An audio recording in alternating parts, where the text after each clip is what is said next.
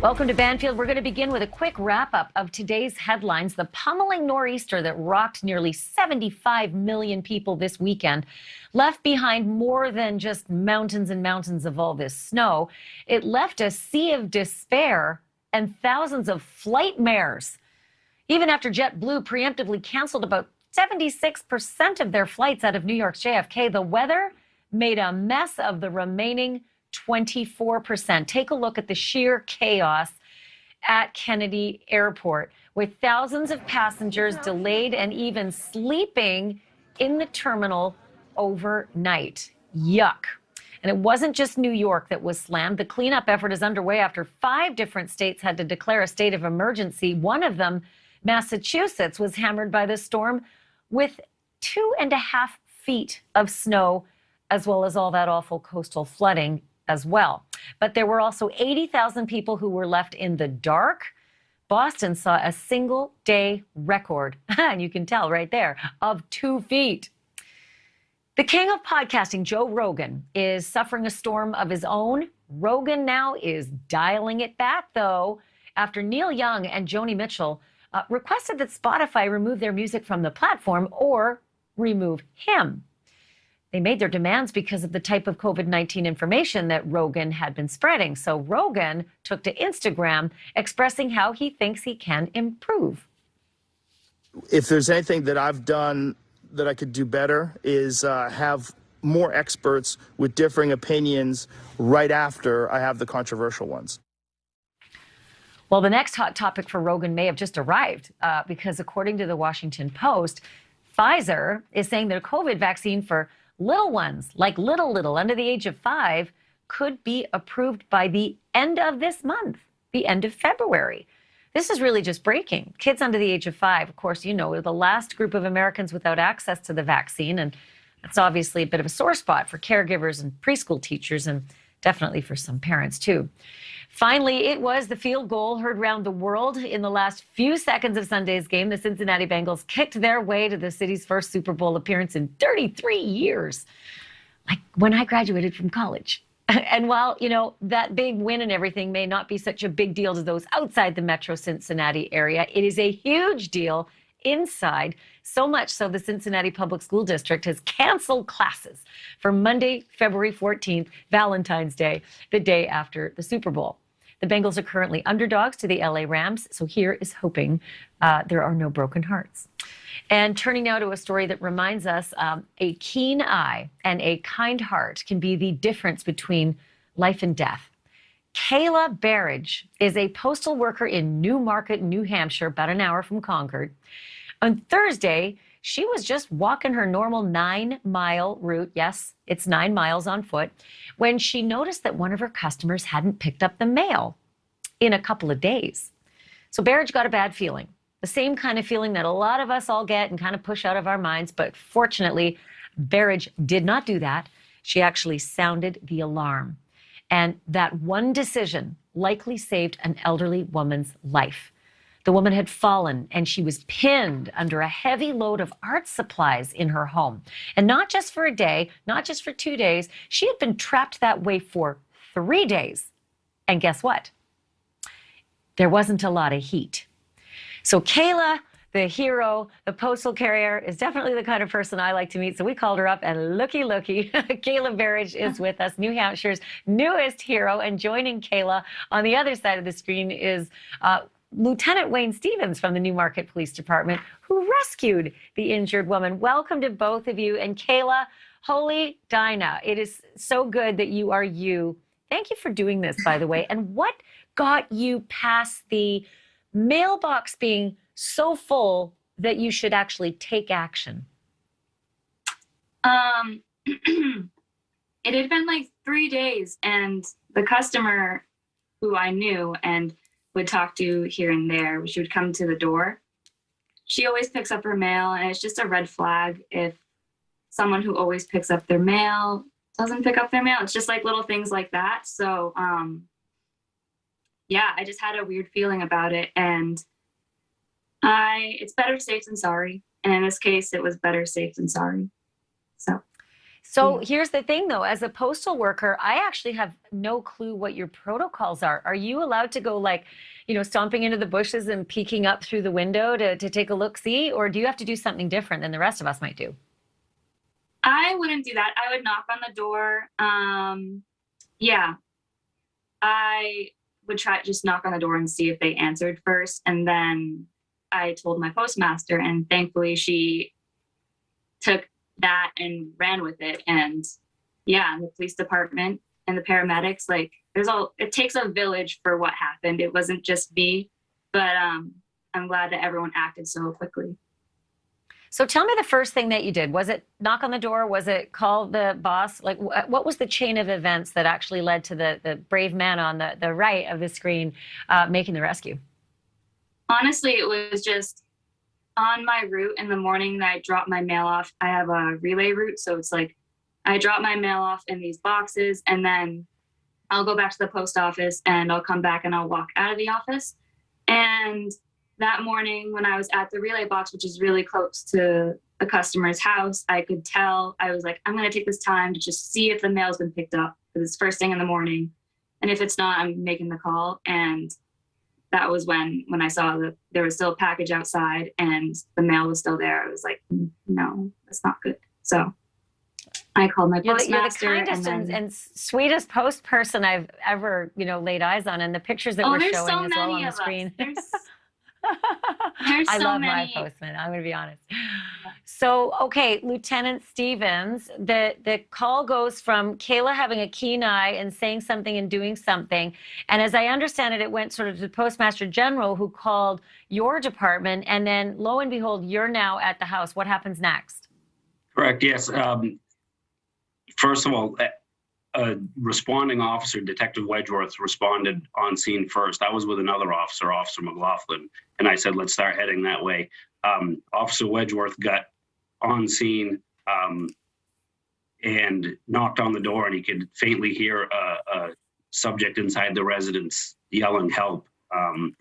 He couldn't get into the residence because it was locked, so he immediately called for the fire department and the ambulance to respond. A few moments later, Officer McLaughlin and I showed up. Officer McLaughlin had been at the residence approximately a month earlier due to the fact that that subject locked herself out of the house. So Officer McLaughlin knew how to gain access into the residence. So Officer McLaughlin gained access into the residence and let Detective Wedgeworth and myself into the residence. Okay, that was extraordinarily lucky, but I guess otherwise they would have done something a little more, aggressive, like maybe break through a window or something. So, okay, what's the next thing that you see? You get in there, and what happens? Officer McLaughlin got in, opened the door. We walked in. We could actually see the lady laying on the ground, still yelling for help. But it had been like 3 days. And is that an accurate description that I opened this with, saying that she was pinned under a load of art supplies that had fallen on her?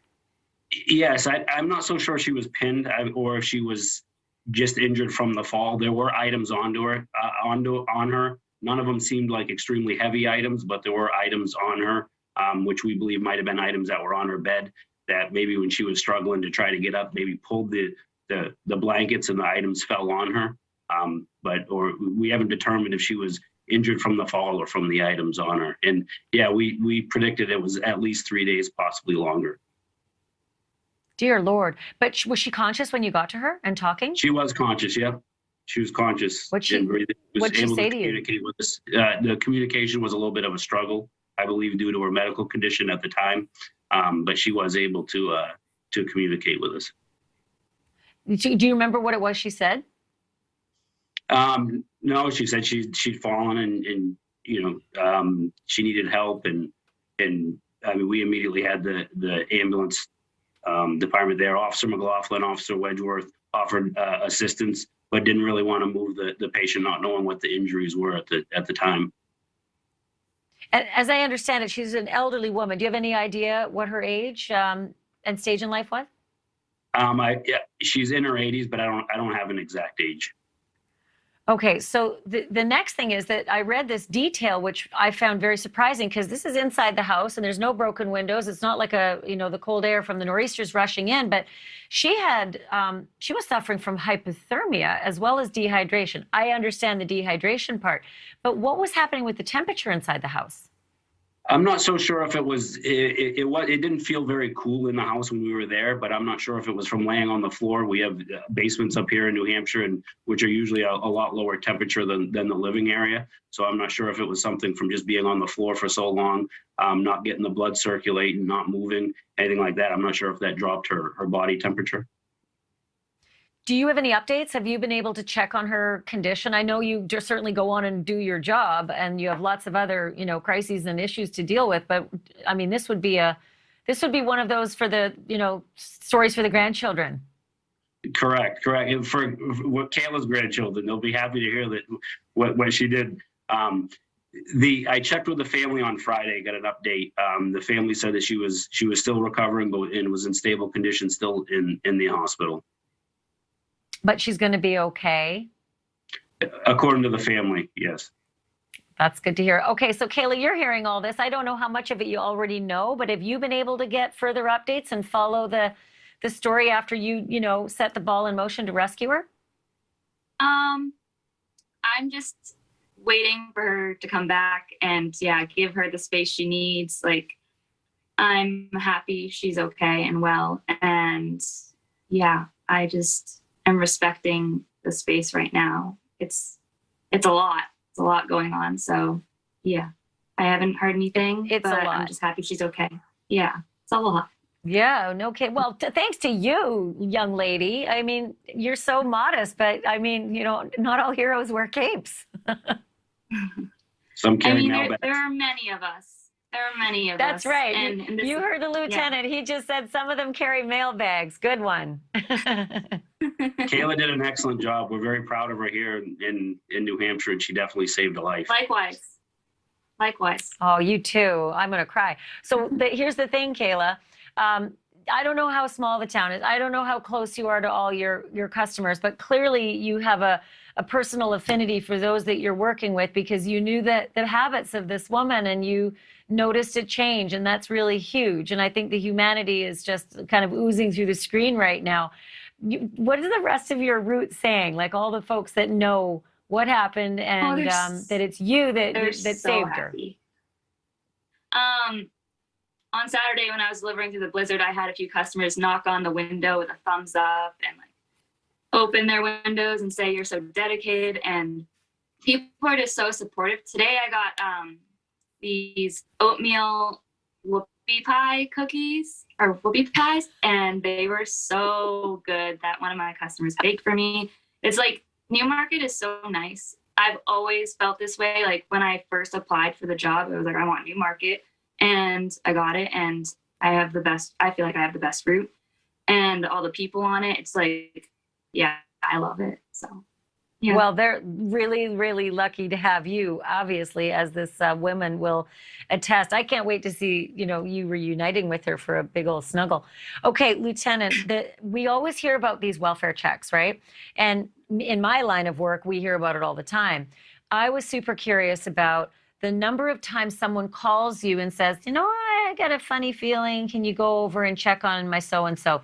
How often does it actually turn out to be A, something, and B, positive like this? Not very often. Sometimes it's positive in a aspect that the person's not in the house and they were either visiting family or gone somewhere else. So that's a positive outcome. But we do quite a few welfare checks, and through my years of doing this, not as many have been as positive as this one. So. It's good to get a positive one once in a while. Yeah, and listen, Newmarket obviously is a really nice and closely knit community. I have this one question I always love to ask because there's this dichotomy between, hey, mind your own business, and hey, if you see something, say something. So, Lieutenant, I'm going to give you the decision-making, edict here. It's actually pretty good to see something and say something. Correct, and that's if you know they're teaching that in all the schools to all the kids. See something, say something, and you're not bothering the police. That's our job. That's what we're there to do, and we'd rather go there and it end up being nothing than you think you're violating someone's peace and quiet or rights and not calling us. And the fact that Kayla did see something and say something led to a life being saved here. So we as the police encourage anyone, as like I said, we're teaching it in the school system, and we're never too old as adults to learn to call us, and you're not bothering us, and that's what we're willing to do, and that's what we want to do. So we encourage everyone to give us a call if they see a suspicious person, see something out of line, do what Kayla does, notice something wasn't right, and give us a call, and we'd rather have the outcome that this happened than another outcome. So Kayla, if I told you last week that you were gonna save a life, meet an awesome cop or two or three, and then be on national television, what would you have said? No, but this year, I don't even know. The past few years have been just so crazy. I would believe anything now. Anything, actually. It's just, yeah. I don't know. I'm at a loss for words. Tell you what, I'm thrilled to meet you, and I'm really glad you are you, and I'm glad you did what you did. And like I said, I really want to see that reunion between you and this woman. And I'm sure I speak for her family when I just say thank you. Thank you for doing that. Thank you. Thank you. Thank you, Kayla Barrett and Lieutenant Wayne Stevens joining me live tonight. Thanks, Lieutenant. Nice to see you. Thanks for doing this. Have a good night.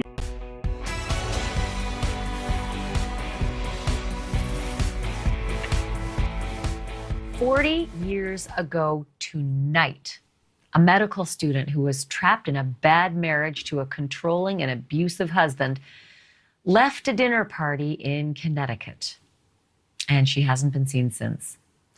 Her husband waited days to report her missing, and there was evidence that he'd beaten her just weeks before.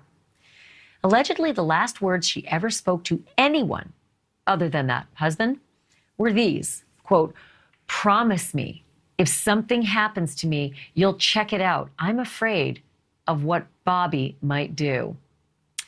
Still, for 39 years and 9 months, Bobby was able to go about his life, the life of a millionaire, because he was a millionaire, but a life that would not be without other killings, without ever having to answer for Kathleen McCormack.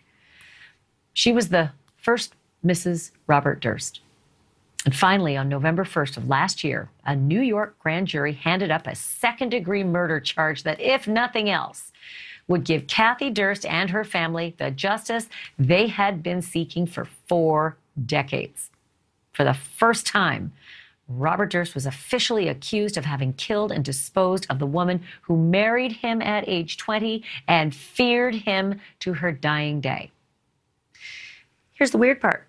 Charges didn't really mean that much to Durst, because just 6 weeks earlier, he'd been convicted of murdering his oldest friend, a woman who had helped him claim his innocence and maybe even hide his guilt when Kathie was still in the headlines.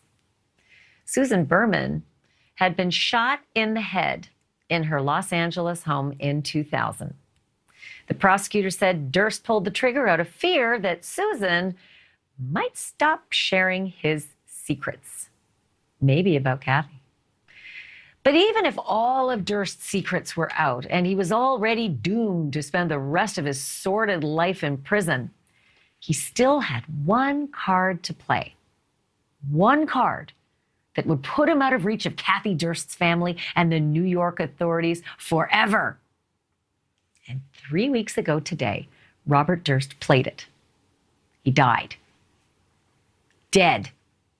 Gone. The Westchester County DA said, quote, "I know how upsetting this news must be for Kathleen Durst's family. We had hoped to allow them the opportunity to see Mr. Durst finally face charges for Kathleen's murder because we know that all families want closure, justice, and accountability." It gets worse. In death, Durst also got himself off the hook, at least technically, for Susan Berman. Because he was in the midst of appealing his conviction when he died, that conviction is, quote, vacated, wiped off the books. The prosecutor in the case calls it, quote, an unfortunate technical rule, which in no way diminishes or changes what we all know what happened. After the break, I'm going to speak with three people who know what happened because they spent years, even decades, finding out what happened and speaking out about what happened. A state police investigator, a journalist, and one of Kathie Durst's closest friends who had met Bob Durst. That's when we're back.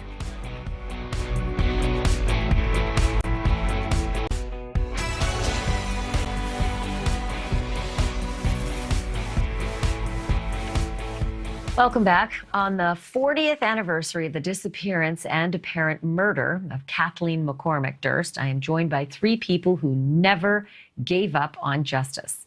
Joe Becerra is a New York State Police investigator, now retired, who reopened Kathie's case back in 1999 and laid the groundwork for Robert Durst's indictment last year. Lisa DePaulo is a journalist who covered this case and many others tied to Durst for more than 20 years. And Ellen Strauss was Kathie Durst's dear friend and confidant. So for her, this is personal and the mission of a lifetime. Welcome to all three of you. Thank you all as well for doing this. Ellen, I want to begin with you, and I want to go back to that day back in 1982 that, Kathie disappeared and ostensibly was murdered.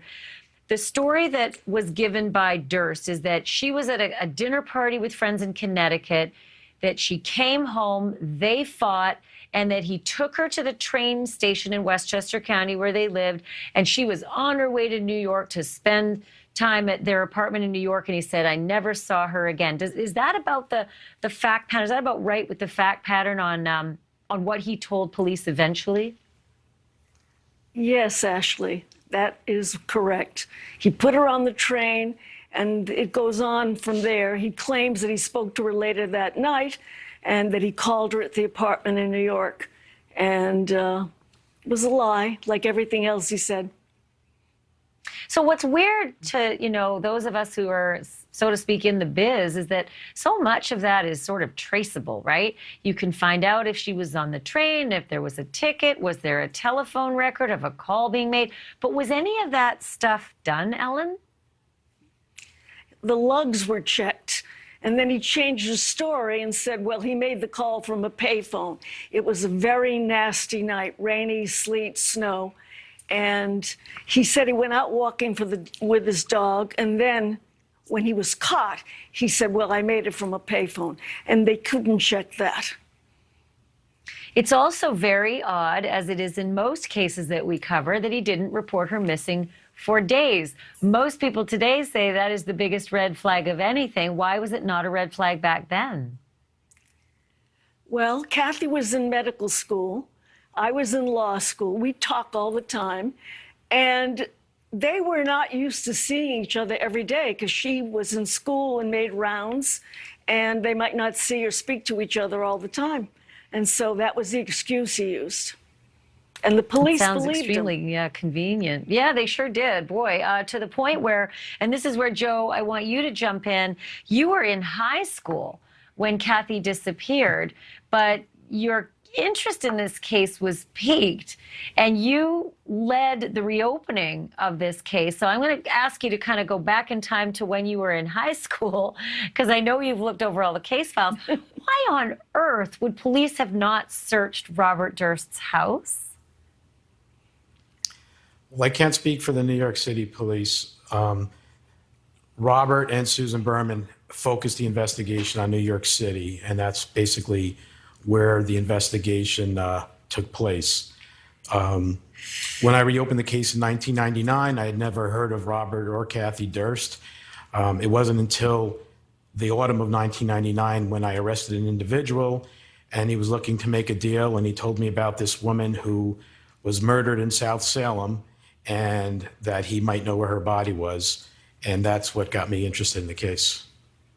So as I understand it, Joe, that tip didn't really pan out, but it got your juices flowing, and you really sort of threw down on this case, right? So about the house business, because I'm not really over that whole notion that there's a missing woman and there's a story that's told and then there's a changed story. And you mentioned Susan Berman, and I wasn't even there yet, but she's this friend that gives them an alibi. From what I understand, it's generally thought now, and Joe, tell me if I'm wrong, that she's the person who called the medical school, pretended to be Mrs. Durst, saying, I'm not feeling well, so I won't be coming into class. Is that right? That is correct. So the focus, as I said before, of the investigation was in New York City because there were a couple doormen or elevator operators at their building. One who said he had brought her up to her apartment, another who thought he saw her the following day, and then the dean at the medical school who received a phone call from someone saying that she was Kathie, not stating that she was ill and that she was not going to come in for class. When the case was reopened back in 99 and 2000, we were able to prove that none of those things did in fact happen. I don't understand the elevator man. Was that a payoff then? Because everybody who has, is worth his weight in salt in this story totally thinks it's bogus that she ever got on the train in the first place. So how do we get an elevator man who says, I took her up to her apartment? Is that money? Is that something else? No, I don't think it was money at all. I think it was when I'm sorry. Joe, answer first and then I'll jump over. I think that was Ellen. When we looked into the case back in 90. Yeah, sorry, Joe, you start. We're all on a delay, so it's very uncomfortable, and I'm sorry about that. But with the delay, I'll get Joe to answer first, and then I'll go to Ellen afterwards. When we looked into the case in 1999 and 2000, we were able to re-interview those doormen. The individual doorman who stated that he brought her up to her apartment was actually not working on that particular night on the 31st of January, 1982. Okay, so there you go. There's the answer to that. And Ellen, was that you about to say something as well? Yeah, I think he had an alcohol problem. That was what I was told. And the police never followed up. Their idea of questioning was not the way I would have done it. Joe's the hero here. He did all the hard work. Absolutely. I mean, hi, Joe. I mean, we spent a lot of time together in the old days, and Susan Berman was part of it, and Kathie was part of it. They were all part of it. And it's hard to believe that it's been 40 years. That's half of a life. 40 years tonight. I mean, it is really stunning. So, okay, Lisa, this is where I want to bring you in, and I hope you can hear me okay. We have a little bit of a delay, but you spent decades covering this part of the story when the Susan Berman chapter came into it all. And I just outlined that she was the phantom voice, more than likely, that gave the alibi to Durst by saying, I'm Kathie and I'm sick and I'm not coming into school tomorrow. But how did she end up in this picture, and how did she end up wanting to help someone like Robert Durst do something as horrible as kill and cover up the killing of his wife? Bobby Durst was her best friend, and she was a mob daughter who had this sense of mob loyalty, really. But I don't think she knew what she was getting into at first. I don't think she began by saying, oh, Bobby killed Kathie and I'm going to help him cover it up. I think it was more gradual, and she got into it deeper and deeper. I think she had great remorse. Well, that's the point right there. Was it remorse and a decision that she was going to finally come clean and tell authorities, you know what, I've been lying all these years and I'm gonna come clean, and that's why she got a bullet to the head? You know what? That's such a hard question, Ashley, because part of me believes she would have never ratted him out no matter what. But Susan was also manipulative, and and she might have been saying, Bob, I'm in bad shape here and they're going to talk to me. She might have done that. At the end of the day, though, I don't think she'd have ratted him out. But she ended up with a bullet in the back of her head. did she ever? And then, of course, the conviction finally for Robert Durst Right. that finally put him behind bars was for that killing. Right. And then he spent only Right. a matter of But- weeks in prison. Go ahead. But it's interesting, and Joey can tell you, because the thing is, the cops never did reach Susan before she died. So Bobby was paranoid, thought they would, but they hadn't gotten to her yet. They would have. But, you know, Susan loved Bobby, so she would have taken a bullet for him, and she did. She ultimately did. So, Joe, I want to get to something that I cannot believe. Again, in this day and age, I just can't believe that this murder went unsolved, because it was like, I don't know, it was like not even good enough for forensic files. It was too simple. There was something called a dig note in Bob Durst's home. And we'd already talked about the fact that the police didn't search it, but Ellen, you searched it, and this dig note in the home said some pretty crazy things. Now, tell me if I'm wrong, but I think it said town dump, bridge, dig, boat, other, shovel, and question mark. I mean, does that about sum up what this note that was crumpled up in the garbage at his home read? There were two notes. I found one at the Westchester house by going through his garbage, and it was written in both the present and past tense, and it sounded as if he was making up an alibi, you know, dog or movie or whatever, that kind of thing. But there were two notes, and Joe Becerra received a fax from me 5 weeks before Susan Berman was murdered, if you remember, Joe, and I gave you a map to her door. But I agree with Lisa. She wouldn't have ratted. I was hoping that maybe if you guys went out there, you could look at her computer and see something. But that, Joe, that is just an incredible find. Like, Ellen gets into the Durst home. The police aren't there, but Ellen looks through the garbage. Ellen finds this scribblings and markings. And I'm sure you've obviously been able to pore over those notes now. Joe, when you look at those now, do you think that this case was sort of like open and shut in '82 if they had just gone in and found that evidence? I mean, as I said before, I can't speak for the New York City police. They did their investigation. The focus of their investigation was in Manhattan, based on the lies told by Robert Durst as well as Susan Berman. Back in hindsight, I wish the house in South Salem was searched back then. But as I said, we did it several years later, but too little too late. So the other thing, you know, I always bring out this sort of evidence because it's not, you know, it's circumstantial and it's at least gives you motive, et cetera. But they never did talk to the building manager on Riverside Drive, who said that Durst had destroyed all of Kathie's books and all of her belongings. Nobody ever followed up with him. And then there were students. You see the bottom line there. Fellow students of Kathie said that she told them regularly she was afraid for her life. And once again, if this stuff had been followed, don't you think, Joe, that this would have been at least worthy of an arrest or at least a grand jury indictment? Well, back in 1982, when she did disappear, it was actually the 86th Street apartment where the building manager noticed that all of Kathie's belongings were being thrown out, and they actually clogged a garbage chute. Why it wasn't followed through, I really can't answer that question. All I can speak to is the reinvestigation that started in 1999. Yeah. Ellen, you know, obviously that investigation, you know, got a long way. It got charges brought, and then, you know, shazam, he's dead. Is there any, I don't know, is there any justice in his death, or does it really feel, Ellen, as though this was another just lousy hand dealt to Kathie and her family?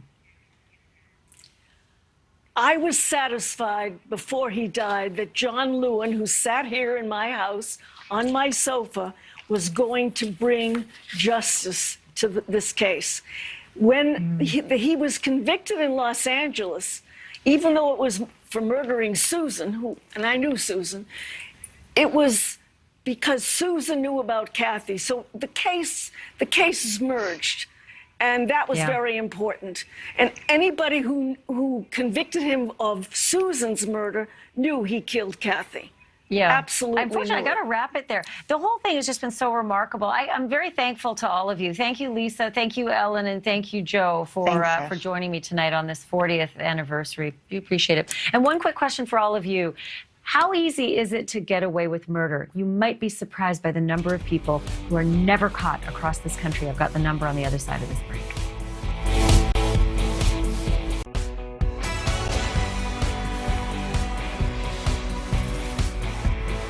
Okay, before the break, I asked you how easy is it to get away with murder? And the answer is shocking. In 2020, the clearance rate for murder and manslaughter, that means the cases that are cleared with arrest or some other resolution, was 54.4% in the US, which means 45.6% of those criminals got away with it. Unless, of course, they are haunted by their victims' ghosts. But there are a couple of other stats you might be interested in, too. Other people getting away with stuff. Take a look at that. Property crime, 85% are getting away with it. Larceny, 84%. Arson, 78% are getting away with it. Robbery, 71% getting away with it. Rape, 69%. Violent crime, 58%. Aggravated assault, 53.6%. Just look at those statistics. There's a lot of bad people out there, and then you get that postal worker who's just, she makes it better for all of us, doesn't she? Thank you, everybody, for watching. It's been great to have you with us on Banfield. We'll see you right back here tomorrow, 10 o'clock Eastern, 9 Central. Good night. Thank you for watching. Click the red subscribe button below so you can get more of News Nation's fact-driven, unbiased coverage.